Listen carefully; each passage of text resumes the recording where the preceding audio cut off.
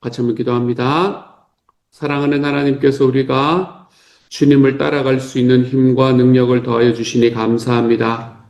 세상을 살아가는 과정 속에 내 능력으로 내 힘으로는 하나님 내 삶을 온전히 살아낼 수 없다는 것을 깨닫게 하여 주셔서 감사하고, 그렇게 주님 앞에 걸어가는 저희의 발걸음이 하나님으로 인해서, 예수님으로, 성령님으로 인해서 하나님 우리 주님을 닮는 발걸음이 되게 하여 주시니 감사합니다.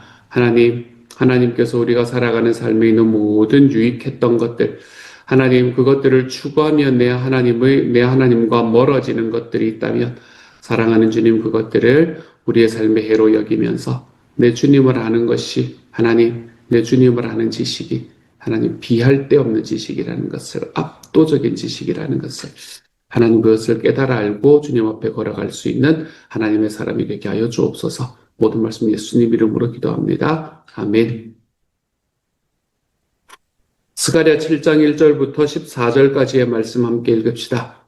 스가랴 7장 1절부터 14절까지의 말씀입니다. 스가랴 7장 1절부터 14절까지의 말씀. 우리 같은 목소리로 함께 읽도록 합니다. 함께 읽습니다. 시작. 다리오 왕 제4년 아홉째 달 곧 기슬레월 4일에 여호와의 말씀이 스가랴에게 임하니라. 그때에 베델 사람이 사레셀과 레겜 멜렉과 그의 부하들을 보내어 여호와께 은혜를 구하고, 만군의 여호와의 전에 있는 제사장들과 선지자들에게 물어 이르되, 내가 여러 해 동안 행한 대로 5월 중에 울며 근신하리이까 하매, 만군의 여호와의 말씀이 내게 임하여 이르시되, 온 땅의 백성과 제사장들에게 이르라. 너희가 70년 동안 5째 달과 7째 달에 금식하고 애통하였거니와 그 금식이 나를 위하여 한 것이냐? 너희가 먹고 마실 때에 그것은 너희를 위하여 먹고 너희를 위하여 마시는 것이 아니냐? 예루살렘과 사면 성읍에 백성이 평온히 거주하며 남방과 평원에 사람이 거주할 때에 여호와가 옛 선지자들을 통하여 외친 말씀이 있지 않느냐 하시니라.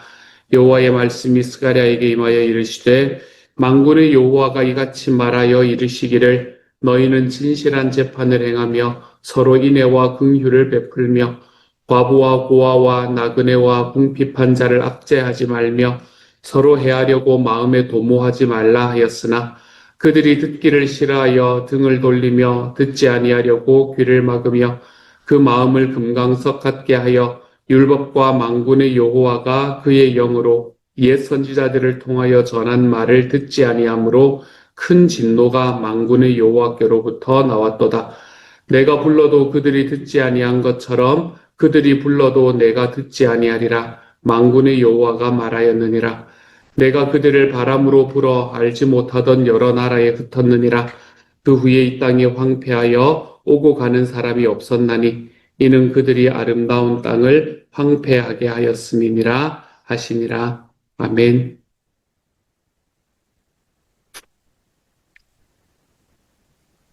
전체가 14장으로 구성되어 있는 스가랴는 1장부터 8장까지의 말씀이 전반부다라고 여러 번 말씀을 드렸습니다.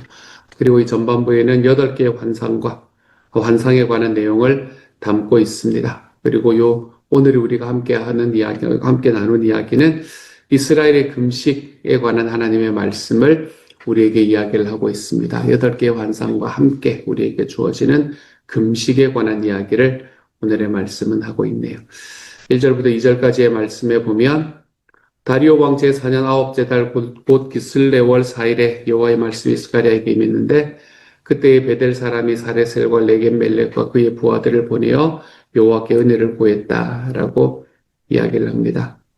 이때가 언제인가 생각해 보면 스가랴가 처음에 말씀을 전하기 시작한 때, 다시 말해서 스가랴에게 하나님의 말씀이 처음에 임한 것이 임한 후에 그 2년 뒤에 다리오 왕 제4년에 베델의 한 사람들이 무리를 이끌고 여호와께 은혜를 구하러 왔다라고 이야기합니다. 다리오 왕 2년 때에 처음에 시작을 했던 이 스가랴의 메시지였기 때문에 이제 딱 2년이 지났구나라는 걸 볼 수 있게 되네요. 베델에서 여호와의 은혜를 구하기 위해서 온 한 무리, 이 사람들이 누군가라는 것에 대해서는 너무나 해석이 분분합니다. 성경이 말하지 않고 있기 때문에 정확하게 누구다라고 이야기할 수는 없습니다. 근데 아마도 바벨론에서 귀환한 사람들인데 베델에서 머물다가 예루살렘에 온 사람들로 추정을 할 수 있지 않을까라고 생각합니다. 이때 처음에 이 고레스라는 왕 때에 그 고향으로 돌아가서 성전을 지어라라고 이야기했던 사람들은 유대인들만이 아니었거든요. 이스라엘 사람들만이 아니라 이제 그때 페르시아에 잡혀있던 모든 나라들이 다 돌아갔기 때문에 아마 유대인과 유대인들뿐만이 아니라 이때 베델 쪽으로 그때 같이 왔던 그 사람들 중에 일부가 아니었을까라고 생각합니다.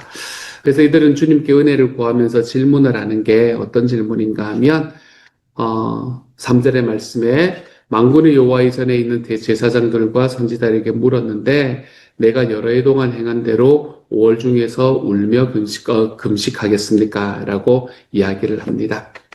이 베델에서 온 제사장들과 선지자들이 한 질문은 뭔가 하면 5월 중에 계속해서 울며 금식해야 됩니까? 이 질문을 하고 있는 겁니다.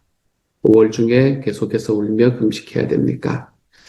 5월 중에 행하던 금식이라는 말이 있는데 이거는 주전 586년에 바벨론 왕 느부갓네살에 의해서 예루살렘 성전이 무너진 사건, 그걸 기억하기 위해서 하는 금식이 5월에 하는 금식이었습니다. 그러니까 이제 성전이 무너졌기 때문에, 나라가 무너졌기 때문에, 그렇기 때문에 백성들이 그것 때문에 마음이 아파서 울면서 금식하기 시작한 것, 그게 5월의 금식입니다. 그렇기 때문에 이 사람들이 갑자기 와서 5월 중에 우리가 울면서 근신하는 것, 금식하는 것을 계속해야 합니까? 라고 질문을 한 이유는 뭔가 하면, 질문의 요지는 뭔가 하면, 지금 보니 무너졌던 성전이 다시 회복되어 가고 있는 중인데, 무너졌던 성전이 다시 완공되어 가고 있는 상황인데, 성전이 무너진 것에 대한 금식을 계속해야 됩니까? 이렇게 질문을 하고 있는 겁니다. 5월의 금식이라는 게 성전이 무너진 것을 금식하는 것이기 때문에 이게 지금 스가랴에게 질문하는 상황과 딱 맞물릴 수 있는 거예요. 무너진 성전을 위해서 하는 금식을 그 무너졌던 성전이 다시 완공되어 가는 상황 속에서도 계속해야 됩니까? 라고 질문을 하는 거죠. 이 질문에 대한 하나님의 대답이 무엇이었을까? 하나님의 대답이 4절과 5절의 말씀입니다. 만군의 여호와의 말씀이 내게 임하여 이르시되 온 땅의 백성과 제사장들에게 이르라 너희가 70년 동안 5째 달과 7째 달에 금식하고 애통하였거니와 그 금식이 나를 위하여 한 것이냐 이렇게 질문을 합니다. 금식에 대한 질문을 베델에서 온 사람들이 했지만 하나님의 대답은 그 사람들에게만 국한되지는 않고 온 땅의 백성들 그리고 제사장들 모두에게 전해집니다. 이스라엘은 70년 동안 5째 달과 7째 달에 금식을 했다라고 이야기합니다. 5째 달의 금식은 좀 전에 그 이유를 말씀드렸지요. 그렇죠? 성전이 무너졌던 순간 그것을 슬퍼하면서 모든 백성들이 함께 금식하는 것이 5째 달의 금식이었고요. 7째 달의 금식이라는 것은 성전이 무너지고 예루살렘이 무너진 바로 직후에 그달랴라는 유다 총독이 임명이 되거든요. 근데 이 그달랴라는 유다 총독이 임명이 되어가지고 이제 그 땅을 다스려가는 도중에 이 사람이 누구에 의해서 죽임을 당하나 하면 그때 이스마엘이라는 사람일 겁니다. 여러분이 아는 그 이스마엘은 아니고요. 어쨌든 그 이스마엘이라는 사람과 함께 있던 그 백성들, 그러니까 그때 바벨론을 반대하던 백성들에서 죽임을 당합니다. 그래서 그달랴 유다 총독의 1대 총독이었던 그달랴의 죽음, 이것을 상기하기 위해서 하던 금식이 7월의 금식이었습니다. 7째 달의 금식이었어요. 그래서 5째 달의 금식과 7째 달의 금식은 모두 다 뭐하고 연결이 되어 있었냐면 예루살렘의 함락하고 연결되어 있던 상황이었습니다. 그래서 하나님께서는 이스라엘의 금식, 2번의 금식에 대해서 본질적인 질문을 하고 계시는 겁니다. 너희가 70년 동안 금식을 했는데 그것이 나를 위하여 한 것이냐? 정답은 아니라는 말을 하려고 하시는 거겠죠. 그렇죠? 이스라엘은 70년 동안 매년 금식을 했지만 그것은 하나님을 위한 금식이 아니라고 말씀하십니다. 이스라엘이 금식을 해야 되는 이유는 분명했습니다. 예루살렘 성전이 불에 타버린 사건을 기억하고 또 자기들이 그 총독을 죽였던 그 죄악을 고백하며 회개해야 했지만 시간이 지나면서 이 의미는 자꾸 흩어지기 시작했습니다. 흐려지기 시작했습니다. 그리고는 금식을 한다라는 단순한 종교 행위로 변해버리고 말았죠. 금식이라는 것이 종교 행위로 변하게 되면 이것은 더 이상 하나님에 대한 금식이 아니게 되기 시작합니다. 구원에 이르는 공로나 보상의식 등으로 생각하며 점점 변질됩니다. 그러면서 금식을 안 하는 사람들을 향해서 손가락질하는 자기 자부심의, 자기 신앙의 자부심의 근원으로 작동을 하게 됩니다. 그냥 멀리 볼 것이 아니라 오늘날의 이슬람권과 유대인들, 그 사람들만 봐도 금식 자주 합니다. 굉장히 금식도 자주 하고, 심지어는 금식이 구원에 이르게 하는 공로가 되는 것처럼 생각하기도 합니다. 우리는 그렇지 않은가? 우리도 신앙생활을 할 때 금식, 작정기도 이런 것들에 하면서 공로의식, 보상의식이 있지는 않은가라고 자기를 한번 돌아볼 줄 알아야 됩니다. 금식이라는 것은 하나님 앞에서 내가 가지고 있는 나의 죄를 온전히 인정해내는 것. 그리고 주님께서 원하시는 금식은 내가 굶는 것을 통해서 내 이웃의 이 멍에를 풀어주기 위해서 내가 금식해 보는 것. 그런 것들이 하나님이 원하는 금식의 의미가 되는 겁니다. 금식을 하였으니 하나님이 나에게 뭘 주시겠지. 이런 것은 아니라는 것을 좀 기억하며 걸어가 볼 필요가 있는 겁니다. 하나님은 이렇게 이스라엘에 있던 금식의 잘못된 부분을 설명해 주십니다. 6절과 7절이에요. 너희가 먹고 마실 때에 그것은 너희를 위하여 먹고 너희를 위하여 마시는 게 아니냐. 예루살렘과 사면 성읍에 백성이 평온히 거주하며 남방과 평원에 사람이 거주할 때에 주님이 옛 선지자를 통하여 외친 말씀이 있지 않느냐라고 이야기합니다. 하나님은 이스라엘이 먹고 마실 때 자신들을 위해서 먹고 마셨다라고 이야기를 하고 있네요. 이거는 우리가 알고 있는 고린도전서 10장 31절의 말씀과 딱 부딪힌다는 게 느껴지시나요? 너희가 자기 자신들을 위하여 먹고 마신 것이 아니냐. 사실 우리는 삶에서 먹든지 마시든지 무엇을 하든지 다 뭐를 위해서 하라 그랬어요? 하나님의 영광을 위해서 하라. 이렇게 이야기하는 말씀과 딱 부딪힌다라는 걸 볼 수 있게 됩니다. 우리는 그렇게 살아야 되는데 하나님의 사람이라면 마땅히 그렇게 살아야 되는데 이들은 자신들을 위하여 먹고 마시는 겁니다. 다시 말해서 결국 이들이 했던 금식은 애통하는 마음, 슬퍼하는 마음, 자기를 뉘우치는 마음으로 한 금식이 아닙니다. 이것은 그렇게 회개한 것이 아니라 그냥 오랫동안 지켜오던 종교 행위가 되었을 뿐인 거죠. 또한 그들은 평온할 때 하나님을 찾지를 않았습니다. 이스라엘은 선지자를 통해서 외친 말씀들을 지속적으로 들었습니다만 말씀대로 살아가지는 않았습니다. 어떻습니까? 우리의 모습은 이렇지는 않습니까? 우리도 매주 말씀을 듣잖아요. 매주만 듣습니까? 우리도 매일 말씀을 듣잖아요. 매일 말씀 듣고 매주 말씀을 듣고도 말씀대로 살아가지 않는다면 어쩌면 이 백성과 똑같은 모습이 되지 않을까라는 생각을 해보게 됩니다. 선지자들을 통하여 외친 말씀들을 지속적으로 들었지만 말씀대로 살아가지 않는 삶. 이 삶이 우리의 삶이 되지 않기를 소망합니다. 하나님의 말씀을 들었으면 하나님의 말씀을 듣고 주일 예배에 함께하는 그것이 우리의 문화 생활이 되지 않기를 소망합니다. 우리의 종교 행위가 되지 않기를 소망합니다. 하나님 앞에서 내 삶을 거울처럼 바라보고 말씀의 거울이 나를 비추었을 때 내가 좀 아프고 불편하다 하더라도 나의 삶의 변화가 주님 앞에서 너무나 자연스러워지는 하나님의 사람이 되어가는 삶. 그게 오늘의 말씀에서 우리에게 보여주는 이 사람들을 바라보면서 우리가 배워야 되는 발례, 우리가 따르지 말아야 할 본이 아닌가 생각해 봅니다. 오늘 새벽 기도에 나와서 각자 기도를 합니다. 그리고 하나님께서 우리에게도 동일하게 질문하실 겁니다. 얘들아, 새벽에 기도하는 것이 나를 위하는 것이냐? 너희를 위하여 기도하고 있는 것은 아니냐? 라고 질문을 하실지도 모릅니다. 우리가 매일 하나님 앞에 기도의 자리를 지키는 이유, 그것을 좀 깊게 한번 묵상해 볼 수 있는 시간이 되면 좋겠습니다. 8절부터 14절까지의 말씀은 금식에 관한 이야기와 연결하면서 이스라엘이 심판받는 이유를 기록하고 있는 것이 8절부터 14절까지의 말씀입니다.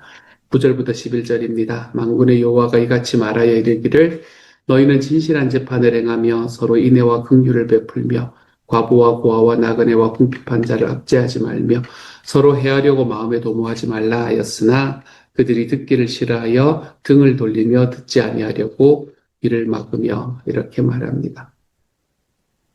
사실 여기서 이야기하는 요 이야기들이 금식을 해야 되는 이유이지 않습니까? 그렇죠? 이사야의 말씀을 보면 하나님께서 기뻐하는 금식은 라고 이야기하는 그 이야기의 가장 핵심이 9절부터 11절에 나오는 이야기입니다.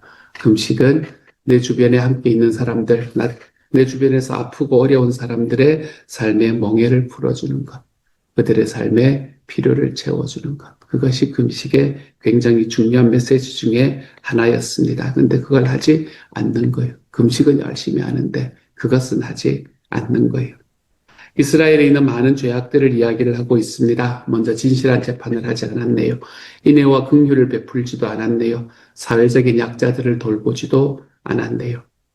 하나님은 이스라엘이 삶에서 공의와 인애와 긍휼을 실천하라라고 명령하셨습니다. 그런데 이스라엘은 하나님의 명령을 전혀 듣지 않았습니다. 등을 돌리고 귀를 막았지요. 사회의 부조리를 만들어내는 이스라엘이 결정적으로 심판을 받게 되는 이유는 여기뿐만이 아닙니다. 12절과 13절에 확실하게 증거하고 있습니다. 이렇게요. 그 마음을 금강석 같게 하여 율법과 만군의 여호와가 그의 영으로 내 선지자들을 통하여 전한 말을 듣지 아니하므로 큰 진노가 만군의 여호와께로부터 나왔도다. 내가 불러도 그들이 듣지 아니한 것처럼 그들이 불러도 내가 듣지 않겠다. 만군의 여호와가 말하였느니라 이렇게 말합니다. 이스라엘은 마음을 금강석같이 하였답니다. 금강석같이 했다는 말은 뭐예요? 이 바늘도 하나도 안 들어간다는 이야기입니다. 하나님 이야기를 해도 하나도 바늘 하나도 들어가지 않는 그런 마음을 가졌다는 거예요. 지속적으로 하나님의 말씀을 듣지 않았습니다. 하나님의 말씀이 옛 선지자들을 통해서 지속적으로 전해졌지만 그들은 지속적으로 듣지를 않았습니다. 이스라엘이 무엇 때문에 심판을 받게 됩니까? 이스라엘은 금식을 하지 않아서 심판을 받는 것이 아닙니다. 이스라엘은 하나님의 말씀을 듣지 않았기 때문에 심판을 받는 겁니다. 이스라엘은 지속적인 하나님의 말씀을 듣지 않고 귀를 막았습니다. 그래서 이제는 반대로 그 이스라엘이 하나님께 부르짖어 외치더라도 하나님께서 듣지 않겠다라고 말씀하고 있는 겁니다. 하나님께 우리가 이스라엘이 하나님 앞에 심판을 받지 않는 이유는 종교적인 모습이 부족해서 그런 게 아니었습니다, 여러분. 하나님께 심판을 받게 되는 이유는 하나님의 말씀을 듣고 그 말씀이 자기의 삶을 움직여가는 게 아니라 그 말씀을 자기 식대로 해석하는 자기가 중심이 되고 자기가 하나님이 되는 바로 그 죄 때문에 하나님 앞에 심판을 받게 되는 겁니다. 우리의 삶의 심판을 받지는 않겠지만 우리의 삶에 예수 그리스도의 마음을 아프게 되는 것도 똑같은 이유입니다. 우리의 삶에서 종교적인 행위가 부족하기 때문이 아니고 하나님께서 우리를 슬퍼하실 때는 우리가 주님의 말씀에 순종하지 않을 때 우리 주님께서는 우리를 슬퍼하시게 될 겁니다. 그래서 그런 사람에게 어떤 일들이 벌어지는가? 14절의 말씀은 이렇게 심판의 모습을 이야기하면서 오늘의 말씀에 막을 내려요. 내가 그들을 바람으로 불어 알지 못하던 여러 나라에 흩었느니라. 그 후에 이 땅이 황폐하여 오고 가는 사람이 없었나니 이는 그들이 아름다운 땅을 황폐하게 하였음이니라 하시니라. 하나님은 이스라엘을 여러 나라에 흩겠다라고 하시며 아름다웠던 나라가 황폐하게 될 것을 말씀하십니다. 이스라엘은 금식하며 기도는 열심히 했지만 그것들이 종교 행위에 불과했습니다. 하나님은 종교 행위보다 자기의 말을 청종하기를 원하시네요. 우리가 기도할 때 무엇을 먹을까 무엇을 마실까 염려하며 우리의 필요를 위해서 기도할 때가 많습니다. 근데 하나님께서는 우리의 모든 간구를 이미 알고 계시는 분. 어제 말씀드렸던 것의 핵심이 그거잖아요. 알고 계시는 분. 그렇게 우리는 하나님의 나라와 하나님의 뜻을 위해 먼저 기도해야 됩니다. 그러면 내가 이 모든 필요가 이 모든 것들이 너에게 필요하다는 것을 내가 안다. 그래서 내가 더하여 주마 이야기하시는 분이 하나님입니다. 기도는 하나님의 뜻과 영광을 구하는 시간입니다. 아버지를 떠나서 자신의 힘으로 살아보려고 했던 둘째 아들, 그 둘째 아들은 처절하게 실패를 경험하고 말았습니다. 광야와 같은 삶에서 우리가 할 수 있는 것은 아무것도 없다라는 걸 기억하시기를 바랍니다. 오히려 우리 힘으로 하려고 할수록 영적으로 점점 더 침체되고 맙니다. 그렇게 광야와 같은 우리의 삶에서 우리가 해야 될 것, 그것은 우리 하나님의 말씀에 귀를 기울이고 말씀에 순종하여 살아보는 겁니다. 사랑하는 여러분, 오늘 하루도 우리가 기도로 시작하게 될 건데, 오늘 하루도 기도로 시작하실 때에 우리의 힘으로 뭔가를 해결하려고 힘쓰거나 우리의 간구만 외치는 것이 아니라 우리에게 들려주시는 하나님의 음성을 좀 듣고 그분의 말씀에 순종하며 나아가는 이 아침이 되어 가시기를 소망합니다. 그럴 때에 우리는 비로소 광야와 같은 우리의 삶에서 하나님과 함께 우리의 삶을 지어가는 은총의 현장을 발견할 수 있게 될 겁니다. 광야가 은총으로 바뀌는 걸 경험할 수 있게 될 겁니다.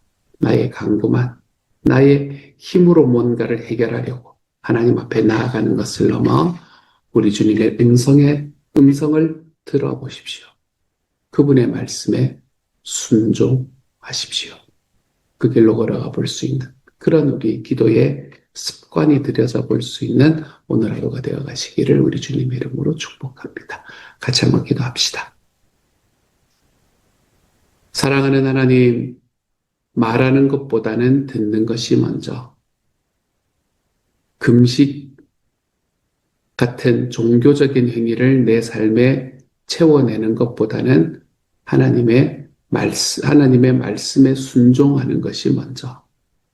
사랑하는 주님, 우리의 기도가 내가 살아가는 삶의 모든 것들을 내 하나님께 이야기하는 것도 너무 소중하지만 나의 기도가 내 뜻대로, 내 계획대로, 내 시간에 무언가가 되어야 된다라는 것을 하나님께 주입하는 시간이 아니라 하나님이 내 삶에 나를 위해서 찾아오시는 그 하나님의 은총을 삶으로 마음으로 바라볼 수 있는 시간이 되게 하여 주십시오.